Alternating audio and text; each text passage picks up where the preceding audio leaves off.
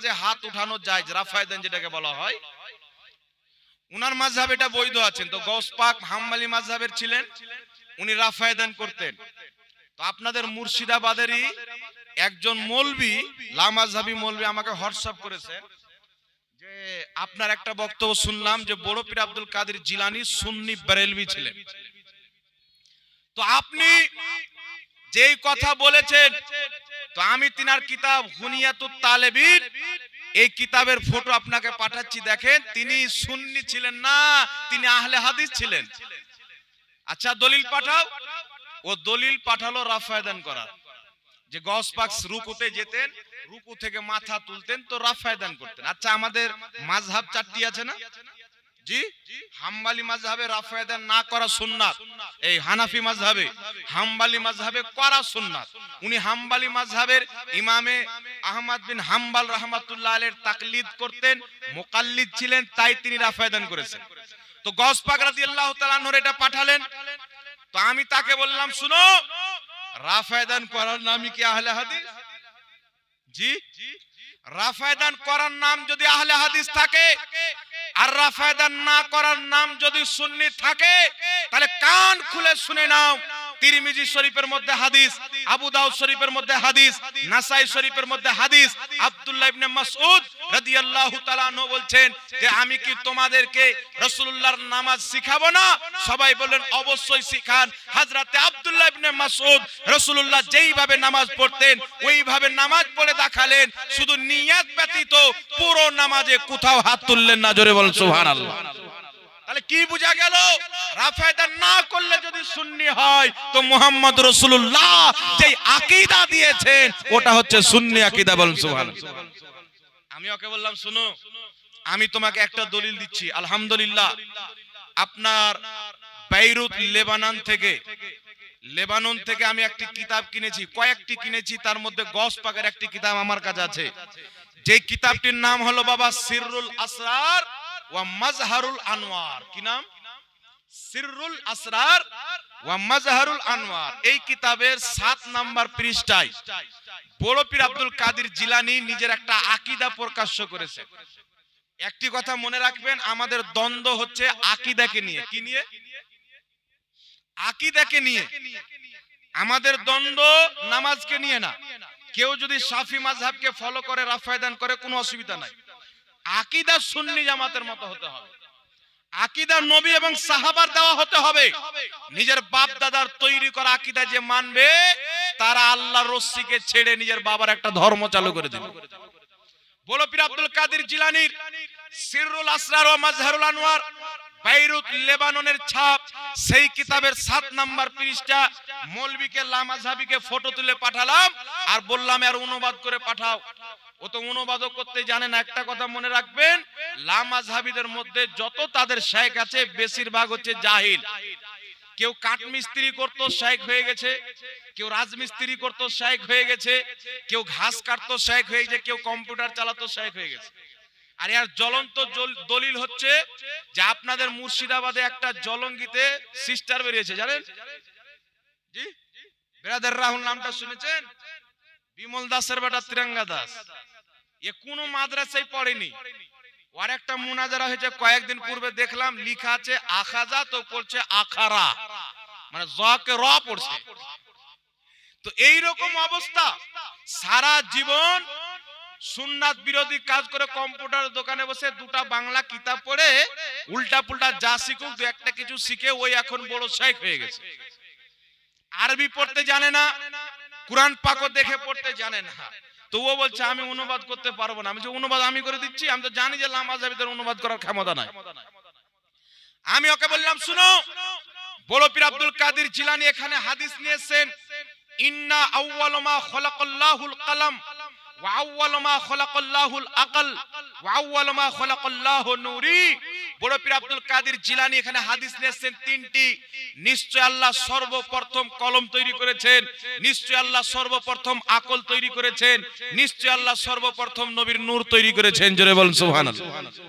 বড় পীর আব্দুল কাদের জিলানী এই 3টি হাদিসকে পেশ করে ফয়সালা দিয়েছেন, শুনো, এই সমস্ত জিনিসের হাকিকত হচ্ছে ওয়াহুয়া হাকিকাতুল মুহাম্মাদিয়া, এই সমস্ত জিনিসের আসল হচ্ছে নূরে মুহাম্মাদি। সর্বপ্রথম রব্বুল আলামিন আমার নবী মুস্তাফার নূর তৈরি করেছেন, তারপরেই লৌহ কলম আকল তৈরি করেছেন। জোরে বলেন সুবহানাল্লাহ। আমি বললাম এইবার বলো তো এটা সুন্নিদের আকীদা না লামাযহাবীদের আকীদা? আল্লাহ প্রথম নূর তৈরি করেছেন, এটা কার আকীদা বাবা? দেওবন্দীকে জিজ্ঞাসা করেন, বলো নবী মাটির। বলে কি বলে না? একটা লোক সারা জীবন যদি নবীকে নূর মানে 4 দিনকার 40 দিনকার চিল্লাতে গিয়ে আসার পর চায়ের দোকানে বলছেন নবী মাটির, দলিল কি? আমরাও হাগি মুতি, উনিও হাগদের মুততেন। বলে নাউযুবিল্লাহি মিন যালিক। লামাযহাবীকে জিজ্ঞাসা করেন, বলবে নবী মাটির, নূর মানবে না। কিন্তু বড় পীর আব্দুল কাদের জিলানী বলছেন যে সর্বপ্রথম আল্লাহ নবীর নূর তৈরি করেছেন। তো বুঝা গেল আজ থেকে 1000 বছর পূর্বে আব্দুল কাদের জিলানীর জামানায় না কোনো ওয়াহাবি ছিল, না কোনো তবলিগি ছিল, না কোনো দেওবন্দি ছিল, না কোনো আহলে হাদিস ছিল। আজ থেকে 1000 বছর পূর্বে যে জামাতটা ছিল, ওই জামাতটা হচ্ছে সুন্নি জামাত। জোরে হবে না সুবহানাল্লাহ? তাহলে আল্লাহর রসি কেটা ছেড়েছে বাবা? একটু জোরে বলেন। আমরা আসল দিনটা ছেড়েছি। গৌস পাক রাহমাতুল্লাহ আলাইহি হাসানি হুসাইনি সৈয়দ ইমামে হুসেনের আকীদা, গৌস পাকের কাজ ইমামে হাসানের আকীদা গৌস পাকের নিকটে, আর হযরতে আলীর আকীদা হাসান ও হুসেনের নিকটে, আর হযরতে আলীর কাছে মুহাম্মদ রাসূলুল্লাহর আকীদা। তো বুঝা গেল আব্দুল কাদের জিলানীর আকীদাটা হচ্ছে হুসাইনের আকীদা, হুসাইনের আকীদা হচ্ছে মাওলা আলীর আকীদা, মাওলা আলীর আকীদা হচ্ছে মুহাম্মদ রাসূলুল্লাহর আকীদা। সর্বপ্রথম আল্লাহ নবীর নূর তৈরি করেছেন, এটা নবীর দেওয়া আকীদা, এটাই হচ্ছে সুন্নিদের আকীদা। আর একটু জোরে হবে না সুবহানাল্লাহ? তাহলে নবীর আকীদা থেকে কারা বের হয়েছে বাবা? একটু জোরে বলেন। নবীর আকীদা থেকে কারা বেরিয়ে গেছে? সুন্নি বেরিয়েছে না ওয়াহাবিরা বেরিয়েছে? জি। আর কেমন বেরিয়েছে শুনেন। দেওবন্দি জামাতের মুজাদ্দিদ আশরাফ আলী থানভী নিজের কিতাব হিফজুল ঈমান দারুল উলুম দেওবন্দের ছাপ 11 নম্বর পৃষ্ঠার মধ্যে লিখতেছে, আল্লাহ তাবারাক ওয়া তাআলা জমিনের আগে, আসমানের আগে, কলমের আগে, লৌহ কলমের আগে, সারা পৃথিবীর আগে সর্বপ্রথম যে জিনিসটা তৈরি করেছেন ওটা হচ্ছে মুস্তাফার নূর। জোরে বলতে হবে সুবহানাল্লাহ। তাহলে আপনার আব্বার কথা কেউ যদি না মানে তার কি মানাবেন? जी जो बाप का नहीं रहा वो रसूल पाक का कैसे हो सकता है?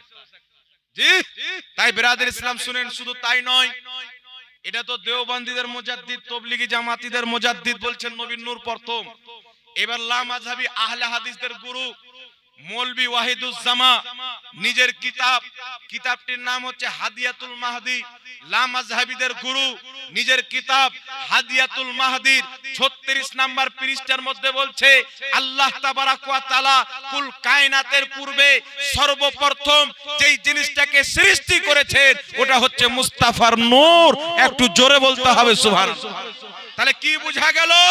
যারা আহলে হাদিসদের গুরু ঘন্টাল ছিল, নবী পাককে নূর মানতে ছিল, যারা দেওবন্দি জামাতের বড় আলিম ছিল, নবী পাককে নূর মেনেছেন। তাহলে বুঝা গেল পূর্বের যে আকীদা ছিল নবী মুস্তাফার নূরের তৈরি, আজকে যেই ব্যক্তি নবী মুস্তাফাকে নূর মানলে শিরকের ফতোয়া দেয়, কুফরির ফতোয়া দেয়, তারা হক পথে নয়, তারা হচ্ছে 72 জাহান্নামী ফিরকা। নবী যেটা জান্নাতি ফিরকা বলেছেন, নবীকে যারা নূর মানে সুন্নি জামাত জান্নাতি বলেন সুবহানাল্লাহ। একটা সিম্পল উদাহরণ দলিল সহ, যেটা আপনারা সবাই বুঝতে পেরেছেন তো, সমস্যা হয়নি তো? তাই এটা মনে করিয়েন না যে আমাদেরকে তৈরি করেছেন বেরেলির আলা হযরত, এটা মনে করিয়েন না। আরে বেরেলির আলা হযরত তো চোরদের হাত থেকে আমাদের ঈমানকে বাঁচিয়েছেন, চোরদের হাত থেকে আমাদের ঈমানকে বাঁচিয়েছেন। আমাদেরকে যিনি ভারতের মাটিতে বসিয়েছেন তিনি হচ্ছেন খাজা মঈনুদ্দিন চিশতি বলেন সুবহানাল্লাহ। আমাদেরকে যিনি বানিয়েছেন, আমরা জিনার দিনকে মেনেছি, তিনি হচ্ছেন মুহাম্মদ রাসূলুল্লাহ। আর রাসূলে পাকের আকীদাকে মিটিয়ে 72 জাহান্নামী ফিরকার ইংরেজদের দেওয়া আকীদা, ইহুদির দেওয়া আকীদা যখন প্রচার করা হচ্ছিল, ওই সমস্ত আকীদার উপরে দাঁত ভাঙা জবাব যিনি দিয়ে উম্মতে মুসলিমার ঈমানের হিফাজত করেছেন, বিদআত এবং শিরককে সর্বনাশ করে দিয়েছেন, তিনার নাম হচ্ছে বরেলির সরতাজ ইমাম আহলে সুন্নাত আলা হযরত বলেন সুবহানাল্লাহ। এবার চলে আসেন বিরাদর ইসলাম, মাত্র দুই একটি করে আকীদা বলে দিই, কারণ কমপ্লিট সমস্ত আকীদা যদি বলি তাহলে অনেক রাত্রি হয়ে যাবে। বিষয় হচ্ছে শুনেন, আলা হযরত রাদিয়াল্লাহু তাআলা আনহুর জামানাতে কয়েকটি কিতাব লেখা হয়েছিল। একটি হচ্ছে তাকওয়াতুল ঈমান, একটি হচ্ছে হিফজুল ঈমান, একটি হচ্ছে বারাহিনে কাতিয়া, একটি হচ্ছে সিরাতে মুস্তাকিম, একটি হচ্ছে ফাতাওয়া রশিদিয়া, একটি হচ্ছে তাহজিরুন নাস। কয়েকটি কিতাব। একটি কিতাবের মধ্যে লিখেছে যিনারা নিজেকে দেওবন্দি বলে, দেওবন্দি ভাইদের সবচাইতে বড় বুজুর্গের মধ্যে পড়ে ইসমাইল দেহলভী। ইনি সিরাতে মুস্তাকিম 148 পৃষ্ঠা, দেওবন্দের ছাপ। এই কিতাবের মধ্যে আলা হযরতের জামানায় একটা আকীদা লিখেছিল। কি আকীদা জানেন?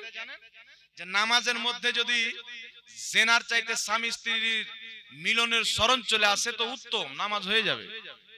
গরু ছাগলের স্মরণ আসে তো নামাজ হয়ে যাবে, আমার আপনার নবীর স্মরণ আসলে নামাজ হবে না, শিরক হবে। নাউজুবিল্লাহ। আলা হযরত ইমাম আহলে সুন্নাত বরেলি শরীফের মাটি থেকে কলম তুলে এমন দাঁত ভাঙা জবাব দিয়েছেন যে আজ পর্যন্ত আলা হযরতের নাম শুনলে পাতলা পায়খানা বেরিয়ে। তাই বর্ধমানে একটা পোল্ট্রি মুরগি নাই, বলছে আলা হযরত বলা হারাম। বলে কি বলে না, বলছে আলা হযরত বলা হারাম। কিন্তু আওরঙ্গজেব বাদশার জামানাতে আওরঙ্গজেব রাহমাতুল্লাহ আলাইহিকে আলা হযরত বলা হতো। আর তাদের নিজের কিতাবের মধ্যে, নিজের কিতাব তাজকিরাতুর রশিদের মধ্যে তাদের বড় বুজুর্গ হাজী ইমদাদুল্লাহ মুহাজির মাক্কি আলাইহির রাহমাকে তারা এক জায়গায় দুই জায়গায় 20 জায়গার চাইতে বেশি জায়গাতে লিখেছে আলা হযরত। মানে বাপকে লিখেছে তো জায়েজ, আমরা করলি না জায়েজ, একই বলা হয় মুনাফিক। আচ্ছা বলেন তো বাবা, আপনার ছেলে যদি রমজান মাসে ভুলে কিছু খেয়ে নেয়, আপনি হুজুরদের কাছে আসলেন, হুজুর আমার ছেলে রোজা আছে জানে না, ভুলে এক গ্লাস পানি পান করে নিয়েছে, তো রোজাটা ভাঙবে কি ভাঙবে না? তো হুজুর বলছে যে আপনার ব্যাটার ভেঙে যাবে, আমার ব্যাটার ভাঙবে না। এটা মানতে পারবেন? এটা মানা যাবে? তো যারা দেওবন্দি মতের আছে এরা ফতোয়া দেয় যে কায়াম করা বিদআত, যারা করবে জাহান্নামে যাবে। বলে কি বলে না? তাদেরই লেখা কিতাব আল মুহান্নাদ আলাল মুফান্নাদ, দেওবন্দি জামাতের 35 জন বাঘা মৌলবীর ফতোয়া ওই কিতাবের মধ্যে লিপিবদ্ধ আছে, আর লেখা আছে আকীদায়ে উলামায়ে দেওবন্দ। উলামায়ে দেওবন্দের আকীদা কি?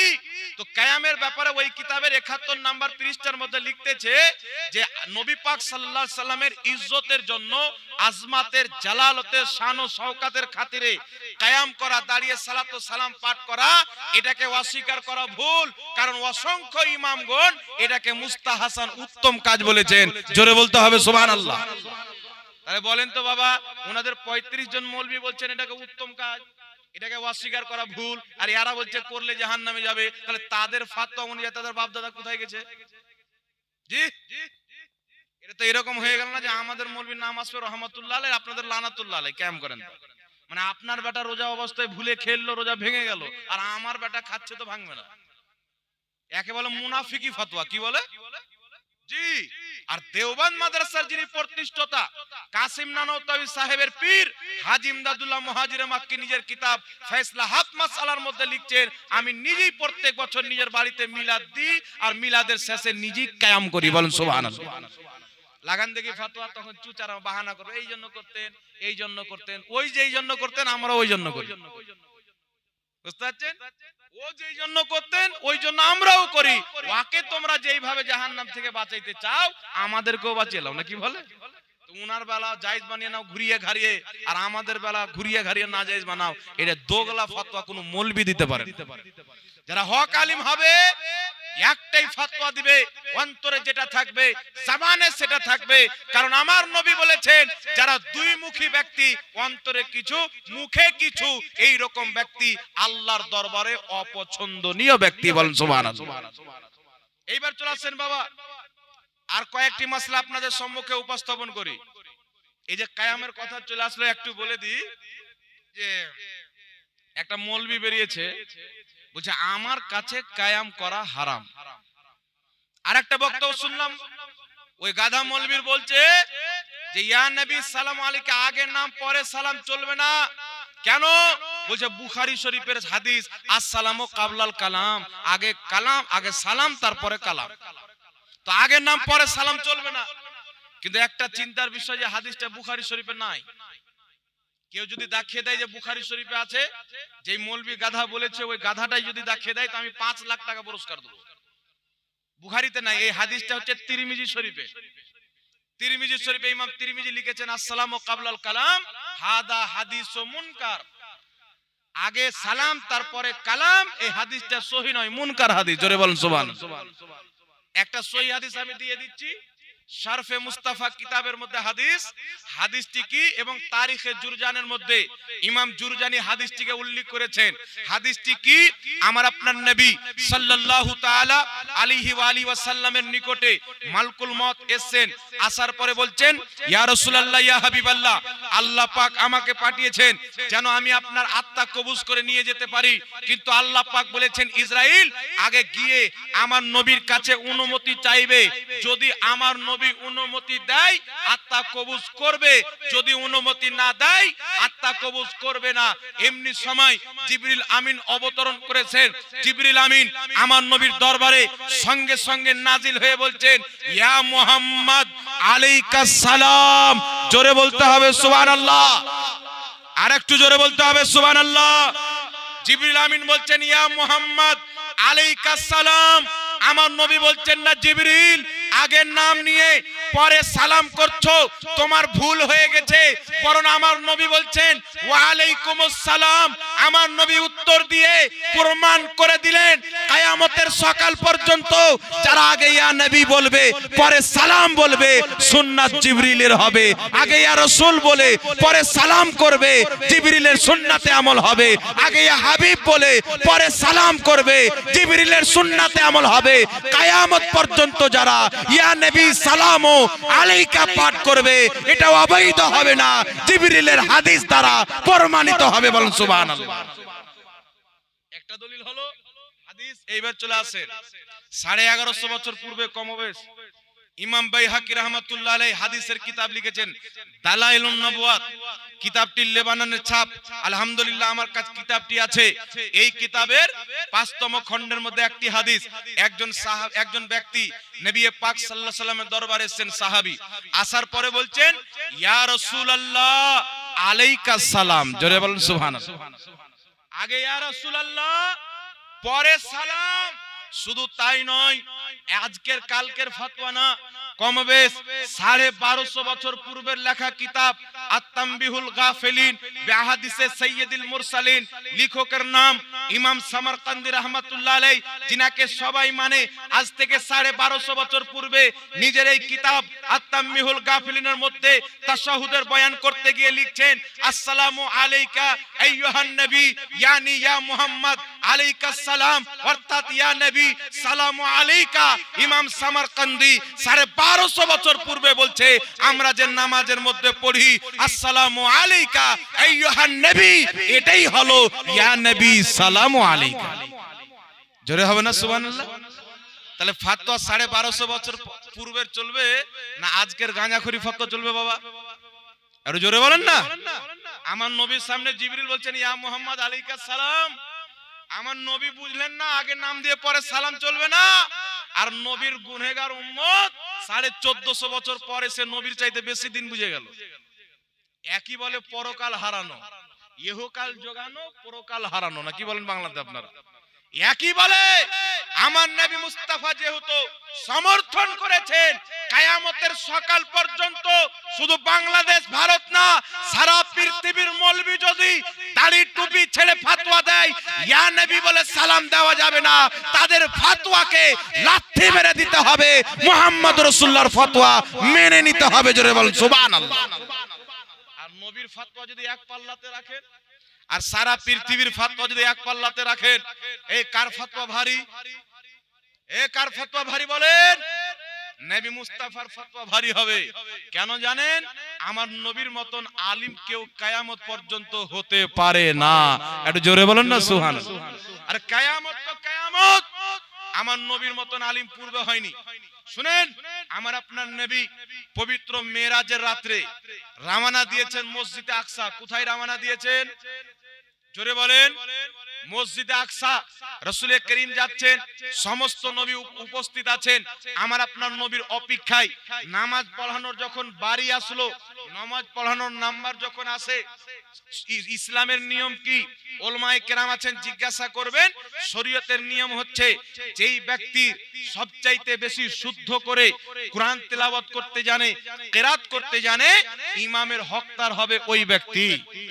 সুবহানাল্লাহ হবে না? যেই ব্যক্তি সুন্দরভাবে কিরাত করতে জানে, নামাজের মাসলা মাসাইলের ব্যাপারে বেশি জ্ঞান রাখে, ওই ব্যক্তি ইমামতি করবে। তারপর দেখতে হবে যেই ব্যক্তি বুজুর্গ বেশি, তারপর দেখতে হবে যেই ব্যক্তি দেখতে বেশি সুন্দর, তারপর দেখতে হবে যেই ব্যক্তির পোশাক বেশি সুন্দর। কিন্তু বিরাদর ইসলাম, আজকে মিরাজের রাত্রিতে নবী পাক সাল্লাল্লাহু আলাইহি সাল্লাম মসজিদে আকসাতে ফিলিস্তিনের সরজমিনে বসে আছেন। আর নামাজ পড়ার হুকুম কাকে হচ্ছে? যখন ইলমের কথা বলবেন, আল্লাহু আকবার কবিরা, আল্লাহ বলছেন আমি আদম আলাইহিস সালামকে সমস্ত সৃষ্টির নাম শিখিয়ে দিয়েছি, ইলম দান করে দিয়েছি। তাহলে আদম আলাইহিস সালাম এত বড় আলিম হওয়ার পর আজকে বসে আছেন, অনুমতি পাচ্ছেন না। যদি কিরাতের কথা বলেন, দাউদ আলাইহিস সালাম যখন আসমানি কিতাব তেলাওয়াত করতেন, চারিন্দ পারিন্দ পশু পাখি সব কাতার লাগিয়ে শুনতে আরম্ভ করত, সমুদ্র ঢেউ বন্ধ হয়ে যেত, এত সুন্দর কিরাত ছিল। তিনি অনুমতি পাচ্ছেন না। যদি চেহারার কথা বলেন, মিশরের মাটিতে ইউসুফ নবীকে দেখে ওই জামানার মহিলারা আঙ্গুলের আঙ্গুল কেটে ফেলে দিয়েছিল, জানতে পারেনি এত সুন্দর চেহারাওয়ালা বসে আছেন, অনুমতি দেওয়া হয় না।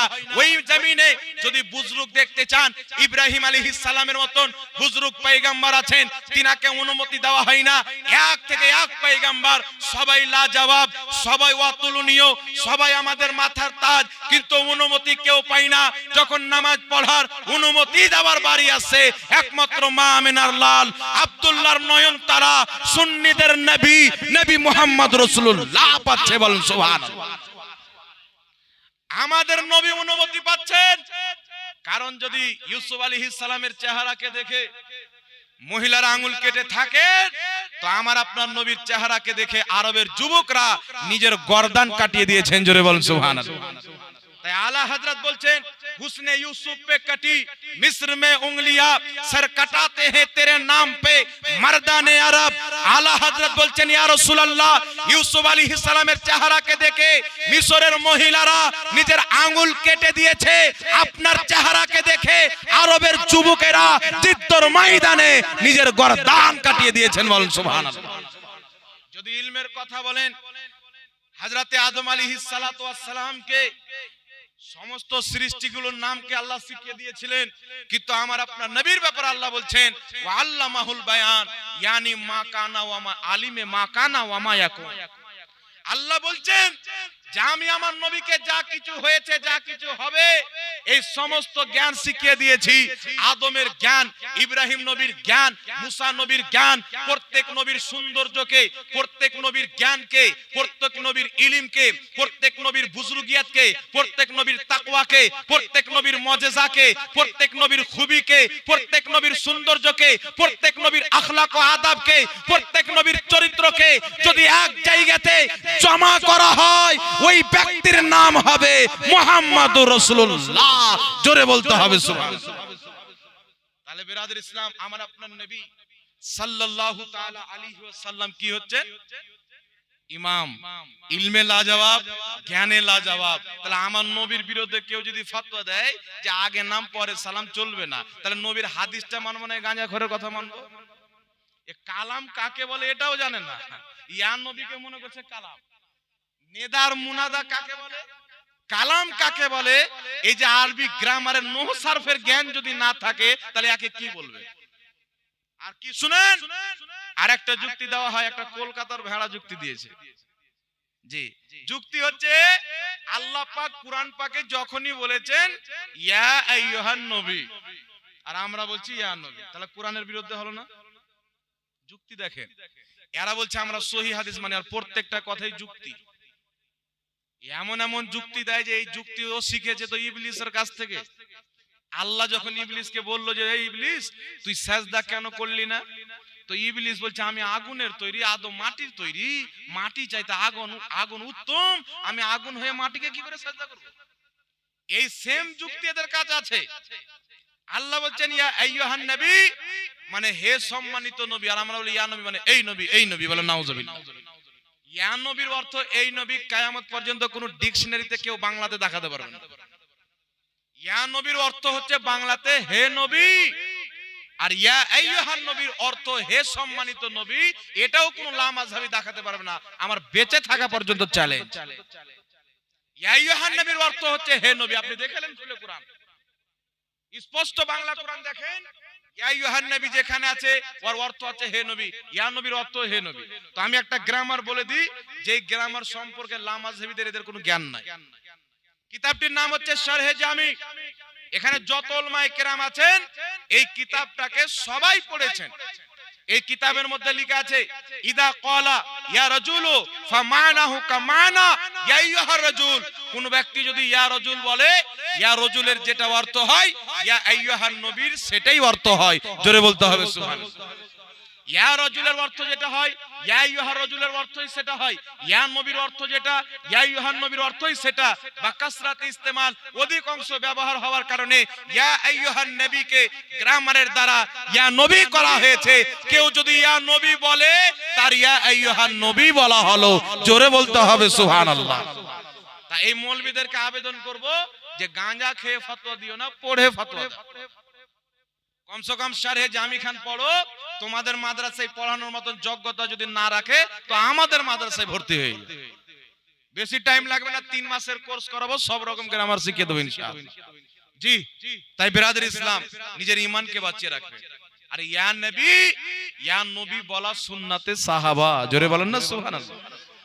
একটা কথা বলে দিই, জিদ্দর ময়দানে সাহাবায়ে কেরাম গেছেন হযরতে আবু বকর সিদ্দিকের জামানায়, বুঝতে পারছেন? তো কাফিররা বলছে নারে তাকবীর আল্লাহু আকবার, আর মুসলমান সাহাবীরা বলছে আল্লাহু আকবার, কাফিরও বলছে আল্লাহু আকবার। টেনশনে কে কাকে মারবি কাকে ছাড়বি রে, সবারই ধ্বনি তো একই। আচ্ছা সবারই ধ্বনি তো একই হয় বাবা, তো একটু টেনশন বাড়বে কি বাড়বে না? মিক্সচার হয়ে যাবে, গড় মিক্স। তো হযরত আবু বকর সিদ্দিককে খবর জানালেন যে আমরাও বলছি আল্লাহু আকবার, কাফিরও বলছে আল্লাহু আকবার। তো হযরত আবু বকর সিদ্দিক বলছেন কাফির যখন বলবে আল্লাহু আকবার, তোমরা বলবে ইয়া মুহাম্মদ ইয়া রাসূলুল্লাহ। জোরে বলেন সুবহানাল্লাহ। তোমরা বলবে ইয়া মুহাম্মদ ইয়া রাসূলুল্লাহ। উঠান আল বিদায়া ওয়ান নিহায়া, লা মাযহাবীদের গুরু ইবনে তাইমিয়ার ছাত্র ইবনে কাসির, লা মাযহাবীরা জিনাকে ইমাম মানে, দেওবন্দি জামাতের আলিমরা জিনাকে ইমাম মানে, এই কিতাবের মধ্যে লিখেছেন যে ওই জামানাতে যারা ইয়া মুহাম্মদ বলতো, ইয়া রাসূলুল্লাহ বলতো, তাদেরকে মুসলমান মনে করা হতো। যারা আল্লাহু আকবার বলতো, ইয়া রাসূলুল্লাহ বলতো না, তাদেরকে মুনাফিক মনে করে হত্যা করে দেওয়া হতো। জোরে বলেন সুবহানাল্লাহ। তাহলে মুনাফিকের চরিত্র কাদের মধ্যে আছে আর সাহাবার চরিত্র কাদের মধ্যে আছে? একটা আর হাদিস শুনিয়ে দি বাবা, মুসলিম শরীফের হাদিস। মুসলিম শরীফ নামটা তো সবাই শুনেছেন নাকি বলেন? বুখারীর পরে মুসলিম নাম শুনেছেন? এই মুসলিম শরীফের মধ্যে হাদিস, আমার আপনার নবী সাল্লাল্লাহু আলাইহি সাল্লাম মক্কা থেকে হিজরত করে মদিনা যাচ্ছেন, আর হিজরত করে যাচ্ছেন চতুর সাইডে কাফির ঘিরে আছে। কে ঘিরে আছে? কাফির ঘিরে আছে। নবী আমার হিজরত করে মদিনা যাবেন, রাসূল করিম সাল্লাল্লাহু আলাইহি সাল্লাম কিছু পাথর কাকর নিয়ে তাদের উপরে ছিটিয়ে দিলেন, কানা হয়ে গেল, নবী আমার বেরিয়ে চলে আসলেন।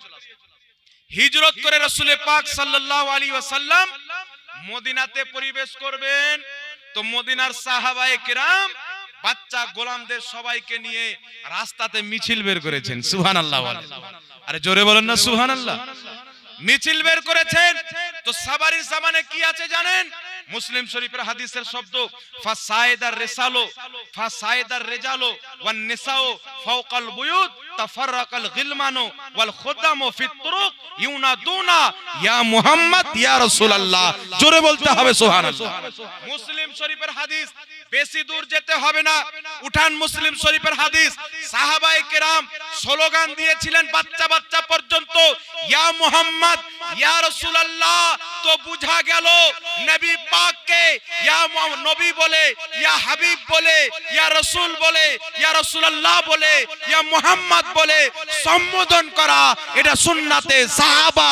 যারা সাহাবার তরিকা ছেড়েছে তারাই জাহান্নামী, যারা সাহাবার তরিকাতে চলে তারাই জান্নাতি। জোরে বলেন সুবহানাল্লাহ। বুঝতে পেরেছেন তো বাবা? সমস্যা হচ্ছে না তো? মানে ঝাড়খণ্ডের মাল তো জানি না কোন ভাষা কোন দিকে চলে। আমার পূর্বে কারি সাহেব এই দেখেন, ইনিও মনে হয় ঝাড়খণ্ডে না বিহারের নাকি? হ্যাঁ, আর একটা আপনাদের আশপাশে মহল্লা আছে না, জামিল রাজা জামালি, চেনেন? ও আবার পাটনা, আবার খাঁটি বিহারি। এখন এমন বাংলা বলছে বুঝতে পারেন যে বিহার থেকে এসেছে। ব্রাদার ইসলাম, যাই হোক, কয়েকটি প্রশ্ন এসেছে, উত্তর দিয়ে দেবো না ছেড়ে দেবো?